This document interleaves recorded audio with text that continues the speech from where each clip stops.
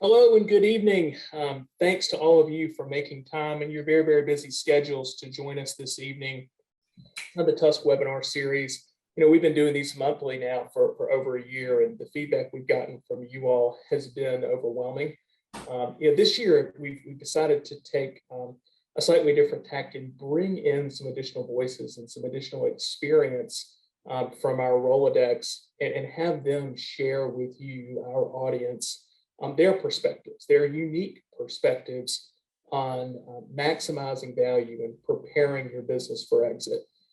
Keep in mind, we always talk about businesses with starting with the end in mind and having a business that is prepared to sell and ready to sell and is in a position to maximize value, irrespective of whether or not it's ever sold.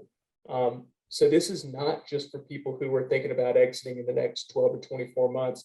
It's really for all business owners out there in the dental profession, be it one location or 101 locations that are looking to maximize cash flow, not just valuation.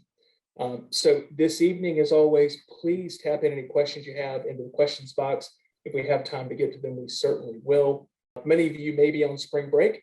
If you are and you happen to miss this one, we'll get you a link out so you can see it a little later at your own leisure. So last month, we covered preparing your business for exit from a financial perspective, from a CPA's perspective, and had brilliant Chris and Brent from Profi 2020 on sharing with our listeners, the way CPAs think about maximizing value and minimizing tax impact. Super, super helpful stuff, but there's a lot you can do in the interim between now and exit on the operational side to build systems inside of your business, build repeatable systems that get you to outcomes that are replicable, and replicable outcomes and revenue equals replicable EBITDA, which is extremely valuable. And when I think about really who to speak with in this space that knows this industry cold, it's Dee Fisher. So if you've been to any DSO conference over the last, oh my gosh, I don't know, if you've been in any DSO conference, you have obviously seen Dee Fisher from the stage. I've had the great pleasure of getting to know her both personally and professionally over the last 12 months, and I'm just floored by the impact she has in people's businesses. So it's a great pleasure today to welcome her to the group. Just as a brief reminder, just to set the stage again, I'm Kevin Cumbus, president and founder of TUSK. We're an M&A advisory shop focused exclusively in the business of dentistry, helping dentists and groups partner with private equity-backed DSOs, family funds, or private equity groups. We only work with dentists and groups that want to head down that pathway to maximize the value of their business. But you're not here to listen to me, you're here to learn from Dee. So Dee, before I get into it with you, I am so grateful and thankful you're here. Thank you for making time in your very, very busy schedule. Thank you, Kevin. Thanks for having us this evening. We really appreciate it. I'm looking forward to this. For those of you who may not, for some reason, know Dee, she is the CEO of Fisher Professional Group. It is a group that helps owners really build sustainable, growing businesses while having fun along the way. Dee, as you and I have talked over time, I think we both worked with a lot of groups that have built businesses that have begun to run them, as opposed to the entrepreneur actually running the business. And I know you do an excellent job of really helping the owner, doctor in most cases, get a handle on their business and insert more fun back into their life here. Yeah. So for me, Kevin, I think that, the culture speaks a lot. And I think if you can have fun while implementing systems and growth, it goes a long way. So culture to me is just as big as EBITDA.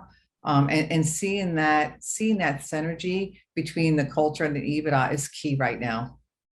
It is. Dee, before we dig in, and we certainly have an agenda for this evening that we're going to cover, but I know it would be helpful for our audience if you would be kind enough to give folks a little bit of a background on you, your experience in almost becoming a dentist and in the DSO world, and really what your core focus is today. Sure. So now I'm going to show my age, Kevin. Get ready. This decided when I was a young girl, about 16. I worked in my dad's best friend was a dental office. I went in there and I immediately fell in love with it. I just really said, this is going to be for me. But, I was working there for a little bit and my mind kept going to the business side, looking at, well, this is interesting. But I knew how to go down the education process of finding about dentistry and learning about dentistry. So started that process. And then when I was going into the dental field and trying to get through the school, I realized that, that really wasn't my passion. I need to go back and regroup and go to the business side. So decided, I'm not going to graduate a dentist, but I'm definitely going to go to business and put the two together. And I think I had a great mentor, the dean at the dental school. At that time, it was Fairleigh Dickinson University, and it was closing. The school was closing. Everyone's crying. I'm happy. I really get to go do what I want to do. My dad was European and really wanted his daughter to be a doctor, but I was just like, this is not going to work for me.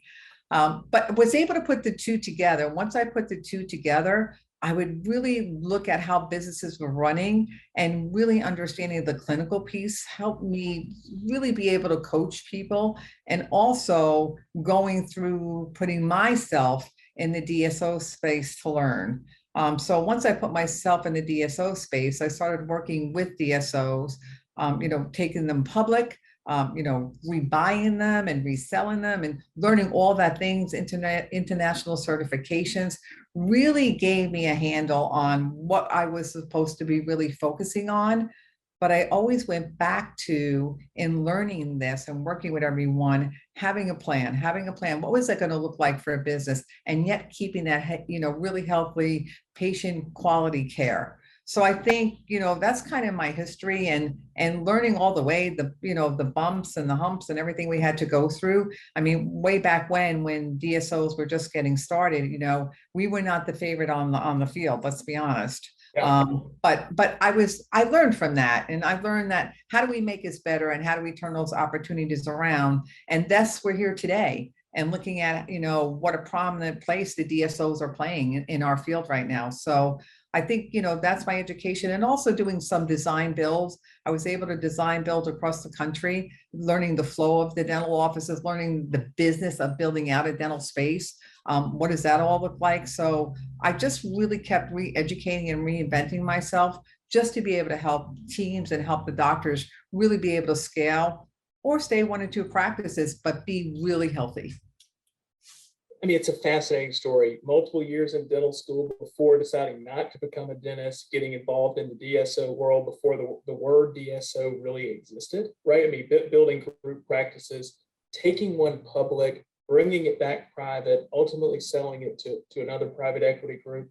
And since that time, I know from Dee and talking with her, she's worked with hundreds and hundreds of groups that have, practices throughout the U.S. and has made it her passion, your passion to help docs really improve the value of their businesses, and that's really where the Venn diagram of our careers is overlapped. And I've just learned so much from you and seeing the impact that you've had inside of these businesses. So again, it's a pleasure to have you here. And with that, we'll go ahead and get down to it. So we're going to touch on a couple of key thoughts here in our agenda. Dee's going to cover the 5 key components of your organization and how to build a scalable business. I want to spend a little bit of time on how a scalable business is viewed by the buyers. There's a lot of chatter out there around, you need to build a DSO, you need to build a call center, you need to build centralized accounts receivable and accounts payable and an HR team or a controller. Yeah, you do, but I'm interested to get Dee's feedback on this. When do you, how do you, and how do you get a return on investment for all that effort and for all that spend? Then we're going to dig into what to do if you are 12 to 24 months out from a sale. What do you do today to increase value? It's very, very different than if you're on a 60-month trajectory, a 5-year trajectory, compared to a 12-month trajectory or a 1-year trajectory. Then I want to know from Dee what her crystal ball has, what she sees in hers, because Dee is really kind of become the dental whisperer. You know, every time I talk with you, Dee, you can kind of tell what's going on and read the tea leaves pretty clearly long before anyone else I know can. So I'm excited to hear from you on that front. So without further ado, give us the key components here, Dee. So, Kevin, for me, the first one is vision. I tell people all the time, it's really, really important to have your 10-year, your 5-year, your 3-year, and your 1-year vision. And in saying it, it's okay if you adjust it, and you must adjust it as you move along in your business strategies. And some people get stuck in a vision and they don't adjust. You adjust to economics, you know, what's happening in the economy. You can adjust to a growth plan, whatever it may be, but the vision really starts it out. But again, you have to be open-minded and say, okay, I need to change that because it's really not going to the growth model that I need. But what do you need to implement your vision is your people.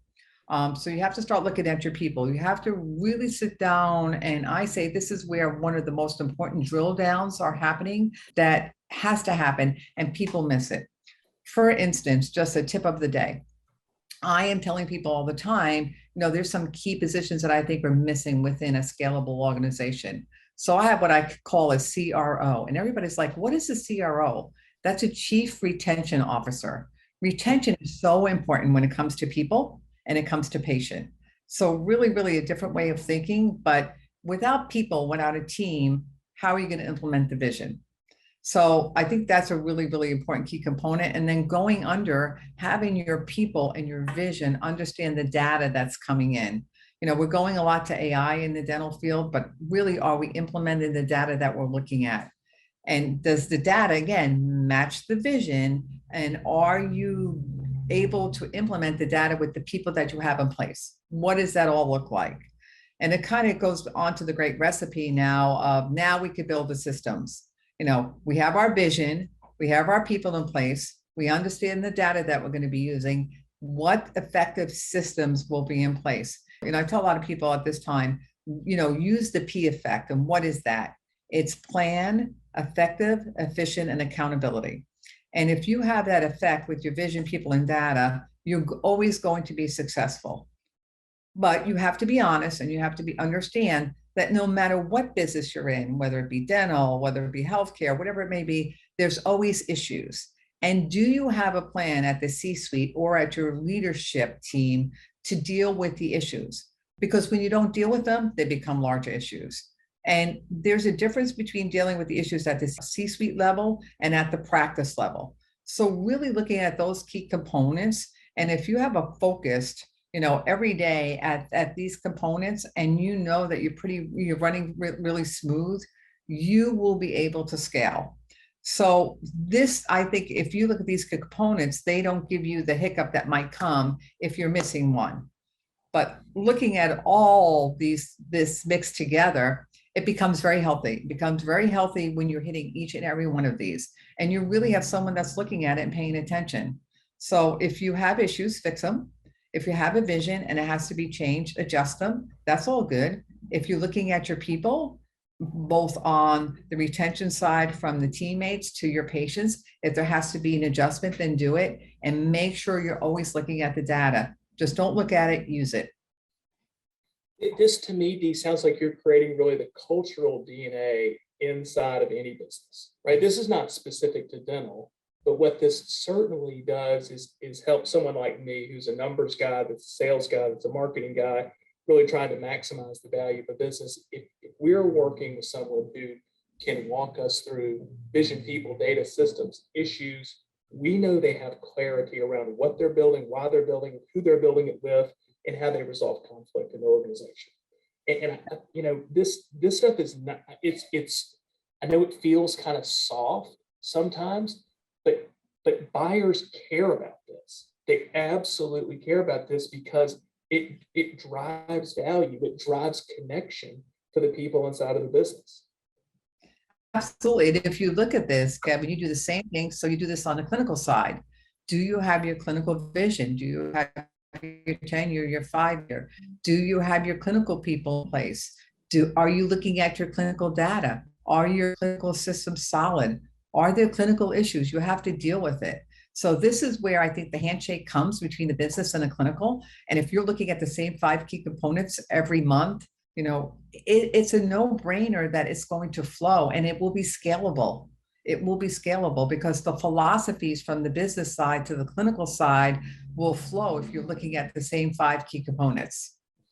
I think about this in terms of, trying to, when we interview clients or prospects a lot, and we ask them like, why did you start this business? And hearing them say, look, I just started buying practices and I want to sell just for the highest dollar.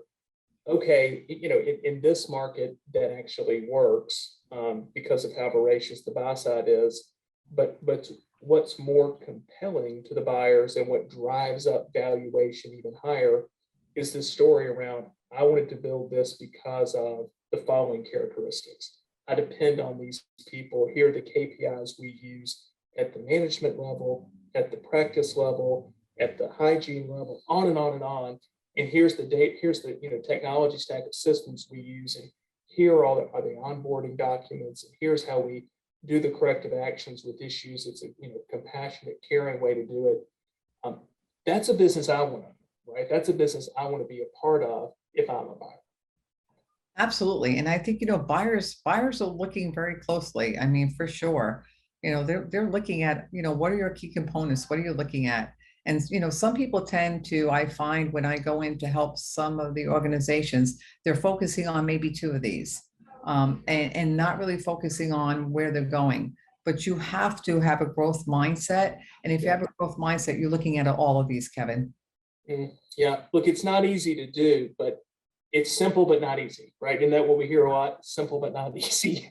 You said a mouthful right there. I mean, that's the day. It's never easy.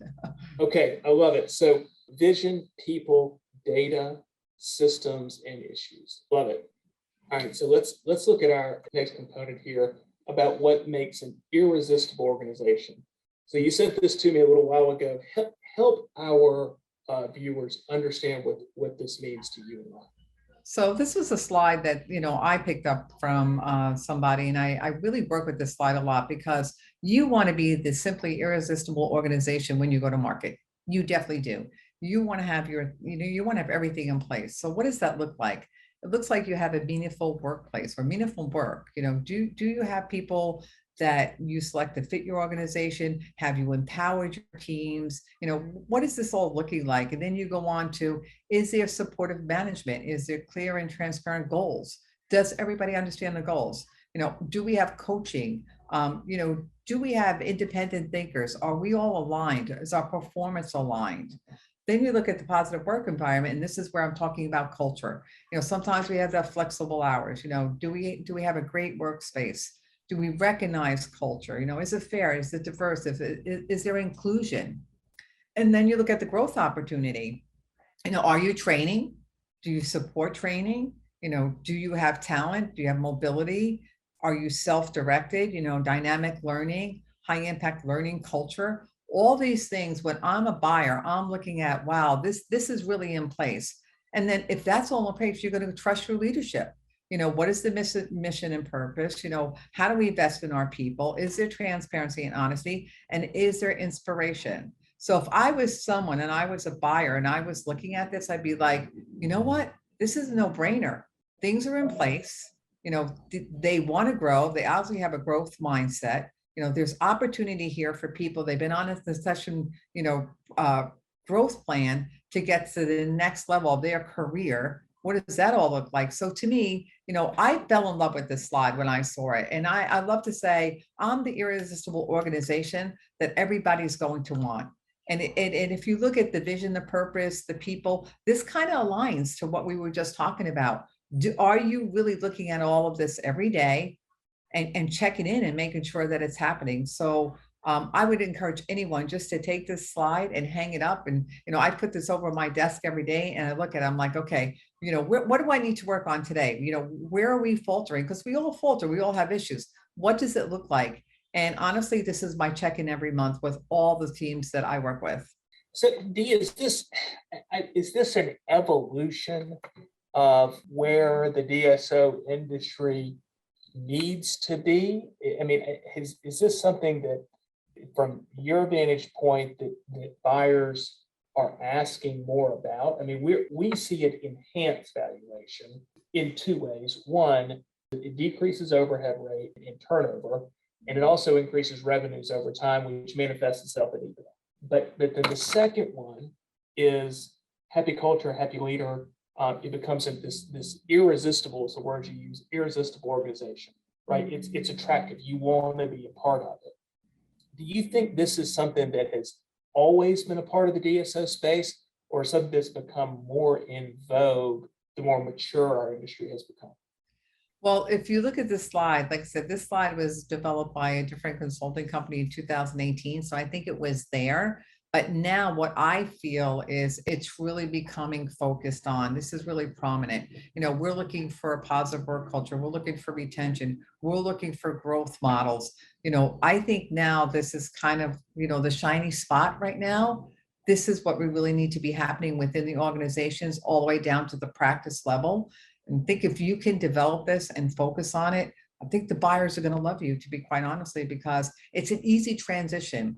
And yet there's a lot of growth because I have systems in place. I can grow quickly. If I buy 1 or 2 or 3 practices and these systems are in place, there's going to be succession, and it's not going to be a hard transition. And if it fits in with your vision and your growth plan, we're ready to go. Instead of going in and reorganize all, a whole DSO, trying to reorganize, that's number one, timely, and number two, it's costly. So me as the buyer, I'm going to look at, like I said, I want to look at that irresistible organization. And you want to know something, anybody could become that irresistible organization. You just have to have that honest meeting with yourself, that self-awareness. Where do I need to put, my time and efforts to work at it? Where do I have to invest my dollars? What does that look like? And if you can have that honest conversation with yourself and take it to your leadership or your C-suite and start working on it, you're going to become that irresistible organization.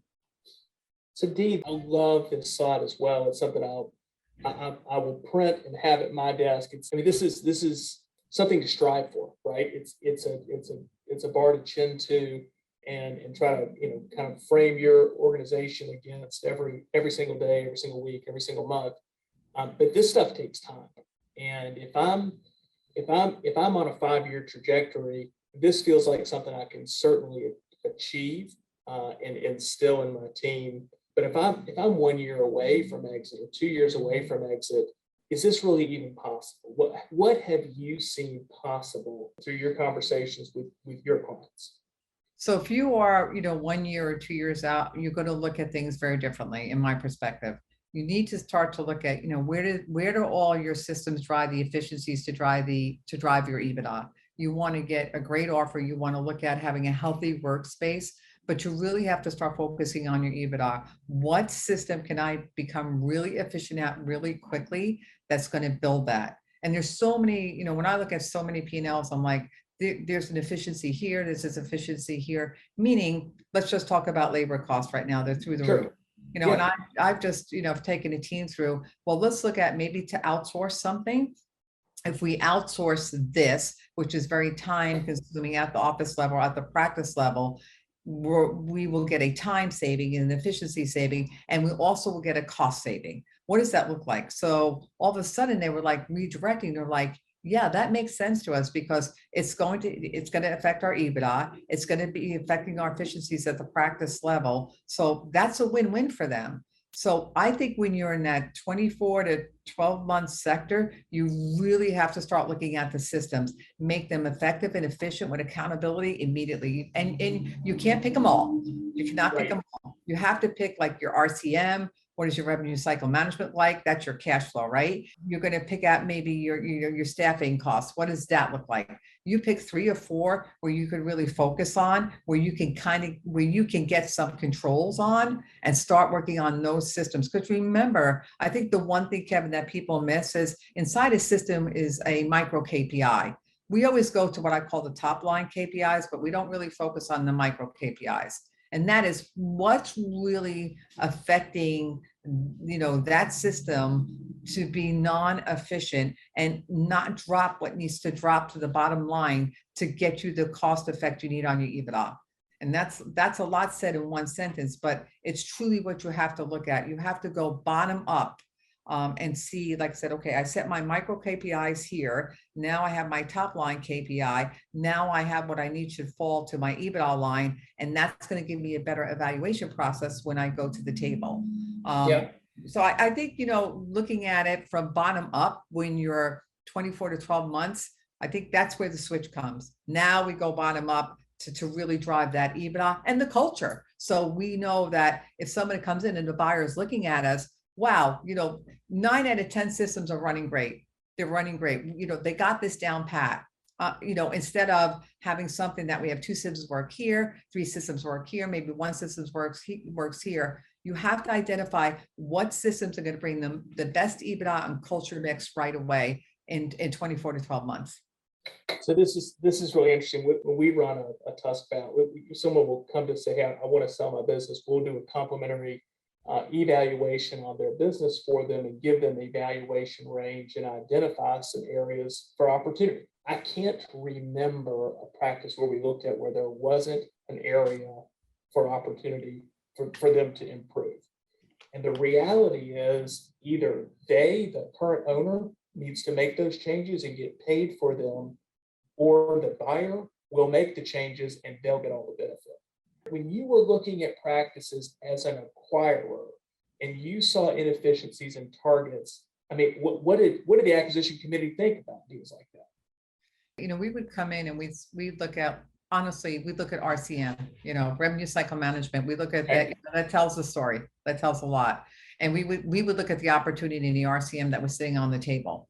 And we'd also look at the opportunity of training the team members to get really efficient in that. So we look at those systems and we say, what's the upside? What's the opportunity? And you have to really, as a buyer, educate yourself. And I think that's one of the things that sometimes is missing.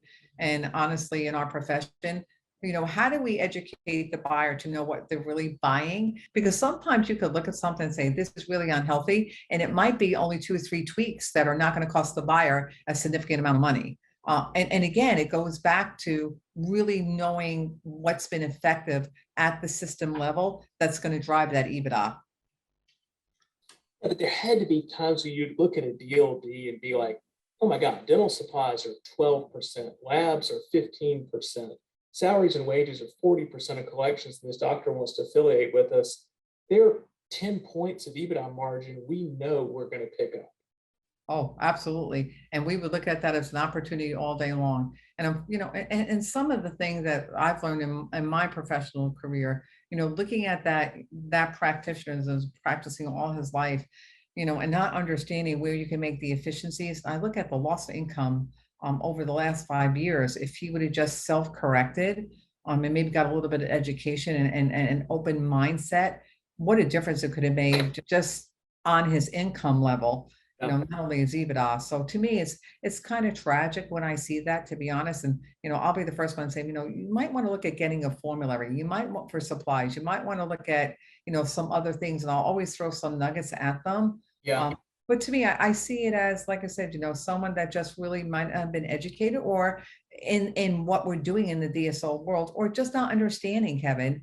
And sometimes if you bring clarity to them, they can make those adjustments pretty quickly. So me as a buyer, if I see some things like that on the table, it doesn't scare me away. And if you educate the buyer correctly, they'll understand it. Yeah. After we run those TUSK valves, it's at TUSK, we don't do operational consulting, right? That's not our world. But there have been times when we've seen it and said, look, time is your friend from a valuation perspective if you're willing to put in the work to get it done. And then we'll call you and say, Dee, this client wants to sell, is 12 months away, but there are certainly some things that we are certain you can help them with to maximize the value and make up for some of those lost years of benefit. And you think about $100,000 of cost savings, with the multiples today, they're going to make up for 6, 7, 8 years of that lost revenue through the valuation multiple. So there's ways to recoup it. You're right. After the year is gone, you can't go back and reclaim that revenue, but you can get it from a valuation multiple in the deals we're seeing today.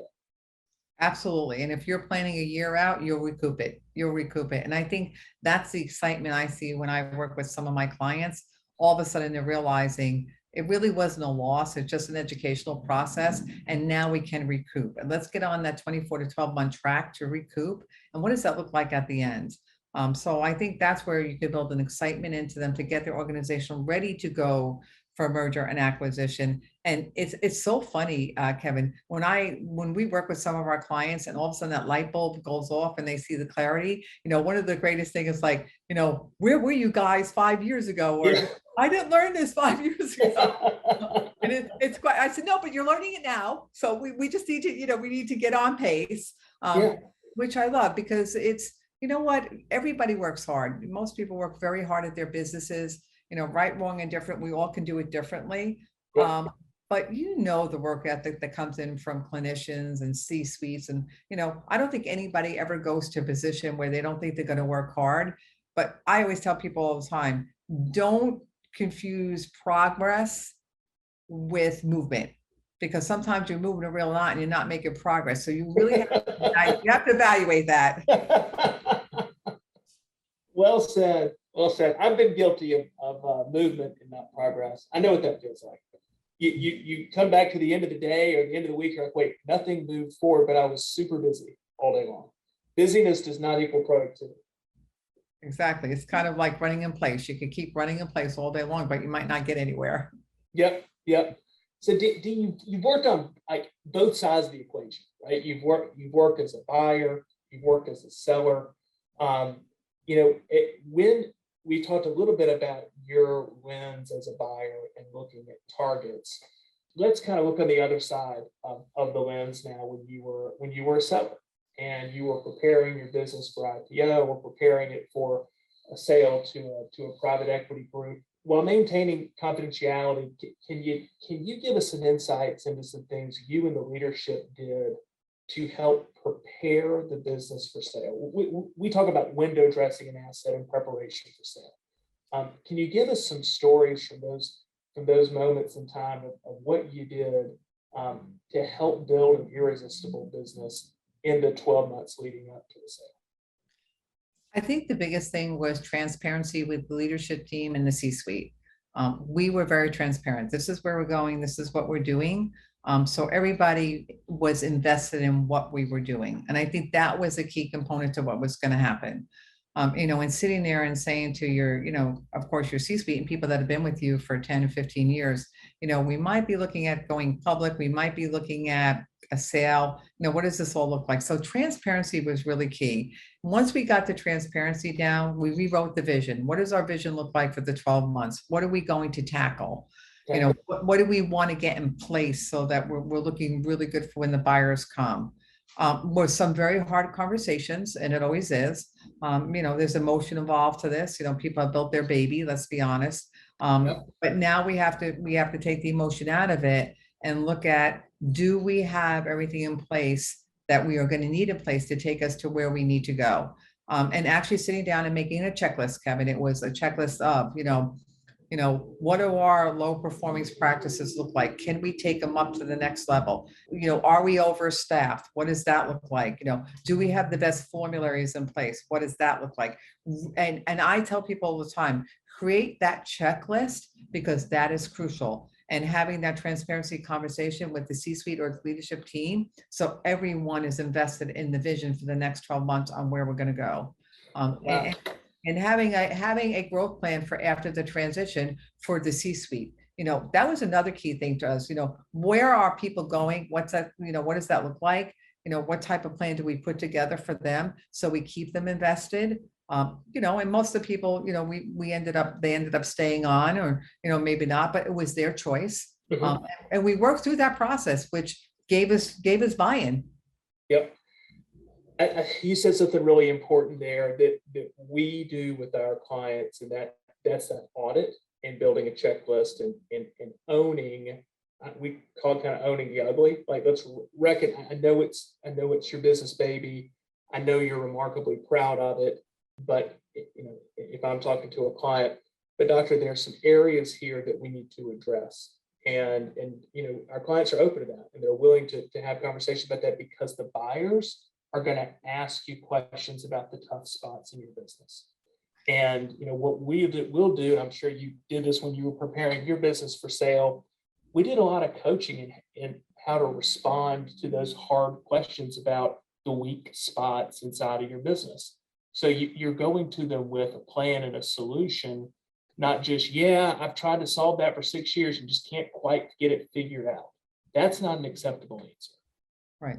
And we had our team understand private equity. That was a big thing for us, making sure the team understood what was the purpose of private equity, why they were coming in, why we were looking to go public, all those things. And I would, say our mentor at that time, he was wonderful. He walked us all the way through it, made us all understand, this was the best for his business decision for us to take the organization to where it wanted to go. Kevin, I was just at a conference. It was like a magical moment. The team came up to me, and I have to be, confidential here. The team came up to me that now is in that business, and they were like, "You were the woman who started us. You were the one," and she told me, she said, "I called my mom. I was crying. I got to meet you." And I gave her the insight of, where we were and what we were doing. And she said, "I want to let you know something. Some of the things that you set forth are still there." And she says, Wow. "I'm so proud to meet you." And it was a magical moment for me because I looked at, things are still in place, where it went, and, just the feeling from the team and they're like, "Can we take our picture with you?" And I said, "Absolutely." But that goes to show you, if you do the work and put the time in and you do your checklist, things can remain for quite a long time. Yes, they will be tweaked, but it's going to take the organization to where it needs to go, but where it needs to be and stay till the growth Yeah. model comes in. Yep. That's awesome, Dee. I'm so glad you had that experience at a conference. That's wonderful. It was a magical moment, like I said. I'm gonna skip back a couple slides here so I can remember. I've just enjoyed talking with you so much, so we can get back on track and make sure we deliver on our agenda. We talked about the 5 key components and how to build a scalable business. Let's talk about how scalable businesses are viewed by buyers. And you've mentioned private equity, and I want to, just for those on the webinar tonight, to make a clear delineation between private equity purchasers, standalone investors, and DSOs that are backed by private equity.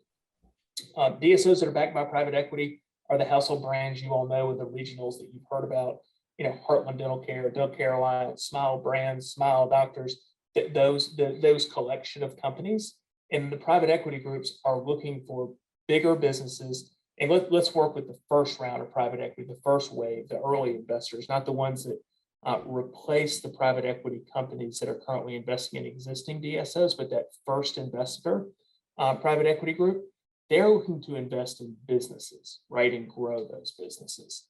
So when you think about how a scalable business is viewed by buyers, what do you see it out there, Dee?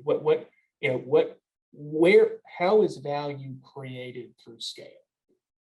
So buyers, in my estimation, they look at, purchasing, acquiring de novos, looking at demographics, looking at, I now have, say, a group of 10 practices. I'm being put in a great demographic area that I can buy 2 or 3 very quickly. They're looking at, where do you sit? What does it look like? Do you have your systems in place? And let me go scale this quickly. So scalable buyers, they want to scale. And that's one thing I tell people all the time. If you're working with a scalable buyer, understand the business is going to, it's going to change pretty quickly, because they're not there to buy to keep what you have. And the key word is they're there to scale. Mm-hmm. So I see scalable buyers look at, okay, where are we looking? Can we scale?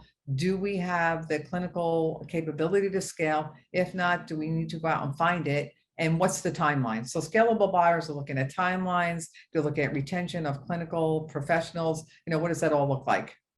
Well, let me bring this to, let me put some numbers around this conversation, because that's kind of the world we live in.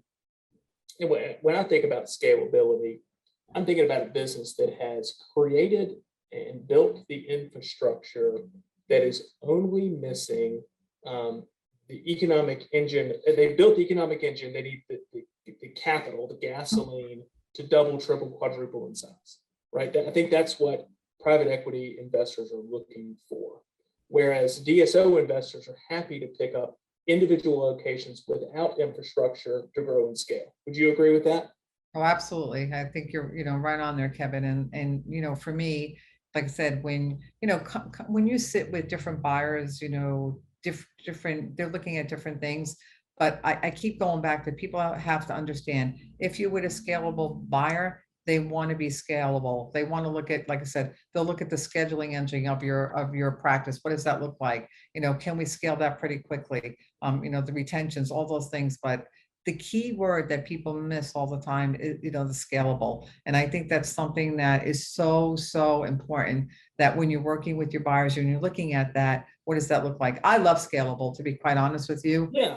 I think scalable is great. I think it's a challenge, and it's a challenge that I love personally. But I see it happen all the time, and you see it happen all the time. And just from that aspect, I think that it's a fun challenge. One thing we started to bump into more and more, especially in 2022 and even Q4 of 2021, were groups that decided that they wanted to build infrastructure to try to create scale, but kind of got half pregnant. And they added some team members, they worked on some centralization, added a couple $100,000 of overhead, which is direct dollar for dollar reduction on enterprise level EBITDA. And look, it's been hard to operate a business in the last 2 years with COVID. It's been really, really hard. And I don't blame anybody for saying, look, if there's a pathway for me to exit now, I'd like to do it. But they've got infrastructure today, and buyers look at that and say, well, I can't, I'm not going to be the one to fire everybody. I'm not going to be the one to get rid of the infrastructure you built. And really, some of these businesses are so commingled and dependent on pieces of that infrastructure that it's really hard to disentangle the two. So, what we've been telling folks is if you want to build infrastructure and add people, make sure you got a 5-year run, not a 2-year run, not a 1-year run, and know that who you want to exit to. Do you want to do a private equity deal, or do you want to do a DSO deal? Because what you build between now and then should be driven by those decisions. You don't just go to a conference one day and wake up the next morning and go, I'm going to build a call center.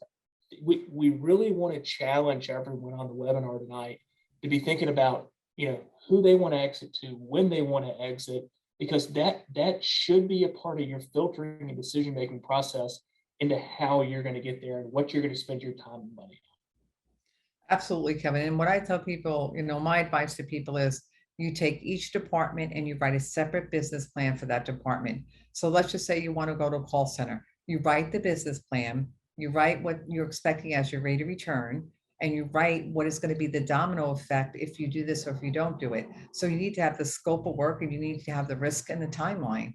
So for me, like I said, if I'm going to say I want to be scalable and I want to build infrastructure, I need to have a separate business plan for my call center, a separate business plan for my clinical center, whatever it may be. And then you have to make sure that the business plans are aligned and they're talking to each other. And what's the domino effect? Where do I go first? But people have to remember, they have to really gear and look at the rate of return for everything that they're doing.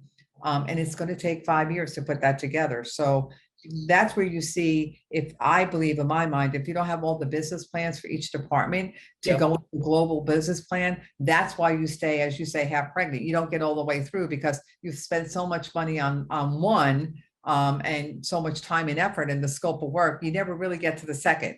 No, and what we hear a lot, D, is, hey, I've got 6 locations today, but I've got infrastructure for 26. And we're like, okay, well, go buy another 20 locations and maximize the investment that you've made. And you don't want to get halfway there. No. And sometimes, you will be able to have a shared responsibility, which people don't always look at. If you have a business plan for a call center, and a business plan for RCM, sometimes you can have, shared responsibilities for one person and just put it apart, but again, I believe I like to set out a business plan for every single department that I think I want to centralize. And I want to look at the pros and cons, and I'll make a checklist. I'm big on checklists.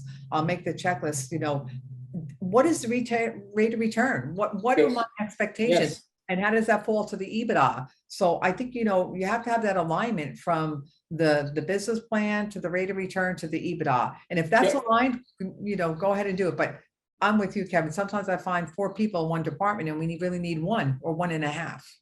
Yeah, this is why I love talking with you so much, because your KPI number driven with like obviously clinical care and culture leading the way, but you got to have the numbers to support the strategic decisions. And just like the slide you were showing earlier, it's all connected. So it's simple but not easy, but you got to use the lens of EBITDA and return on invested time and return on invested dollars when you're making these big decisions. Absolutely. And, I tell everyone, for me, whenever I do a business plan, the last section that I always answer, and I have this line, I just have a dotted line. What is the rate of return for the investment? How does it affect my EBITDA? And that's on every business plan that I do. And if I look at it, it's like, well, this isn't really looking the way I think it should look. I need to go back and really look at my vision. And do I need to adjust it, or is this just not feasible for me at this time? Love it. Love it. All right, we're running a little short on time, but I want to hit the next bullet point. We brushed up against this already.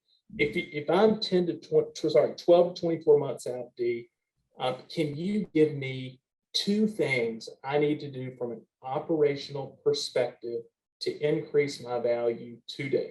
2 areas to focus on and work on over the next 12 to 24 months. So for me, the first one would be on your revenue cycle management. Really need to focus on it. You need to get that, it has to be an engine. It has to be an engine. And your schedule management, it has to be an engine. The schedule is going to drive the RCM. It's going to drive the cash flow. If you have those 2 in place and they're humming, you can make the other adjustments, but one without the other will not work. If you don't have a full schedule, you're not going to have the RCM. If you have a good full schedule and the RCM isn't being tended to, you lose there. So I always look at patients and cash flow. The clinical patients drive the cash flow. So what does that look like? Those 2 are a must. So I love Dee's perspective on this. I love your perspective on it, because this is not financial engineering. This is actually operational change to drive long-term cash flow inside the business in perpetuity. That's where your vantage point comes in. We had the CPAs on, who I loved last month, but that conversation is much more technical around numbers. This is about long-term value creation that you can either enjoy as the owner, or is absolutely sellable and enhances value to the buyer. That's excellent. Absolutely. All right, so let's talk about 2020 and 2022 and beyond. I mean, from an M&A markets perspective, we are shocked at valuations. We can't believe what deals are trading at. We got a letter of intent for a solo practice north of 9 times EBITDA. There are buyers out there that are well capitalized that don't have enough targets to bid on. So we're seeing this stitch in time where valuations are higher than they were in 2019 or 2020 pre-COVID. I think this is a result of a couple things. Private equity has more money than they've ever had, and they got to find a place to put it. And dentistry is now proven to be pandemic proof, specifically in, let's call them red states and red markets, right? Where the shutdowns weren't as long. But what are you seeing in your world? What are you seeing from the operations side? What are your clients enjoying with respect to revenue in their businesses? So for us, we've had a great ride, and I think 2022 is just going to be just as healthy. What I'm going to tell you, Kevin, right now there's a lot of negative noise, with the economy, with war and everything that's happened. Don't get in the negative, get in the positive. There's a lot of opportunity here. You're going to see, patients are still coming through. You will be able to drive case conversion. I think it's going to be one of the healthier markets for 2 reasons. I think there are buyers. There are plenty of buyers. There's plenty of money. Like I said, the investors, they really have figured out that dentistry has some great margins. So I think we're sitting in a good seat. And what I want to tell people is, don't get into negative noise. Find your opportunity. If you find your opportunity, it's going to equate to what you want, either on the clinical side or on the dollar side or the evaluation side. So just keep working it, and just keep moving forward. Don't get into the negativity. And for me, that's the biggest thing that I am telling everyone for the 2 or 3 months. It's all good. 80% of the people will still come to the dentist. 80% of the people will still need treatment.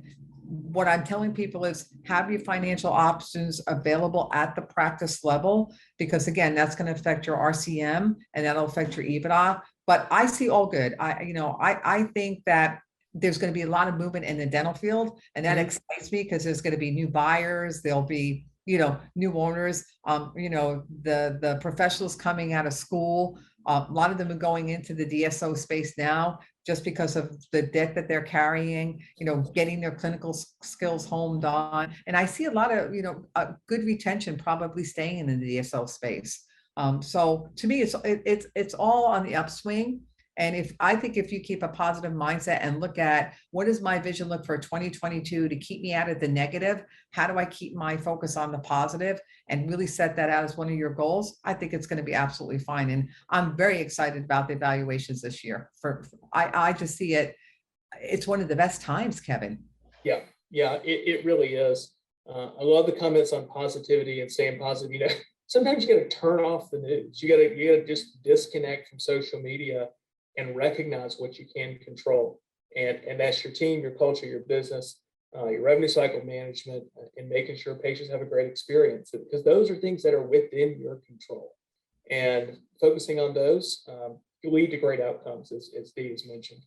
I've got to ask, because you took a DSO public, we are hearing a lot of IPO chatter out there from DSOs that believe that is the next wave. That the public markets are ready for a DSO. Can you share with us any chatter you're hearing and whether or not you think we're going to see an IPO of a DSO in the next 12 months? I think we're hearing a lot of chatter, and I think the market is ready for it. I think there's a lot of new investors, a lot of people looking at things differently. I do think we will see it. The only caution I say is, when you're public, as we say, you're dancing to a different model. And as long as everybody understands that coming into the IPO offering and sustaining it, that's what we have to really look at. It'll be interesting. It's kind of going to be a test for the market, I think, because it's been quite a while since that has really happened. Yeah. I will tell you this, and maybe we're ready for that change. Maybe we weren't, 15 years ago or whatever. It might be a positive for our industry, but I think it's something that's going to be watched so closely by so many groups. It's almost like, to me, it's like, this is the big test of the century when it comes to dental. No, I know. And it feels like there's going to be a big test. And if the test is successful, it's going to be like lemons. It is going to be really interesting to see how this all pans out. Dee, I can't thank you enough for your time. I want to share with everybody, we are always here at TUSK doing complimentary evaluations for groups and individual practice owners to help them understand what the value of their business is in today's market. It's ever changing, and we share with prospects not just what valuation expectations should be, but the allocation of that enterprise value between stock and equity and the value of the equity roles and the buyers out there, so they can make a well-informed decision about the sale of their life's work. But Dee, as we were talking before this webinar this evening, you offered something up as well. Do you want to share with folks what you're willing to do? Sure. We'll get on with them and do a 30-minute consultation. And I want everybody to know this is not a sales pitch. If you come to me, look, I have, a couple of these issues, just give me some advice. We're glad to do it. I'm in this profession to help someone. Like I said, I want you to understand, if you take advantage of it, it is not a sales call. It's about, if I can tell you one system or help you get one system that's going to get you on the road to success, I'll be glad to discuss it with you. And I'm big about giving back for our profession. So if they ever want to reach out, I'm always happy to say, this is a little bit of my insight. I hope it can help you and just move on. So if they want to reach out, absolutely, Kevin. Good. Yeah, I mean, we're in the same world, Dee. We want to make sure, like you, that people are making well-informed decisions with respect to their strategies and their exit. So take a lot of calls and spend a lot of time on the phone with folks who aren't clients, because like you, we want to make sure that people are doing what's best for their business. Dee, I know you take your roles and responsibilities inside of this industry very seriously, and I know you have a lot of sway. So and that's is simply because of the results you've been able to produce in your clients and over the course of your career. So, Dee, cannot thank you enough for the insights you provided our listeners and viewers this evening. Thank you again for making time in your very, very busy schedule. I appreciate it, Kevin.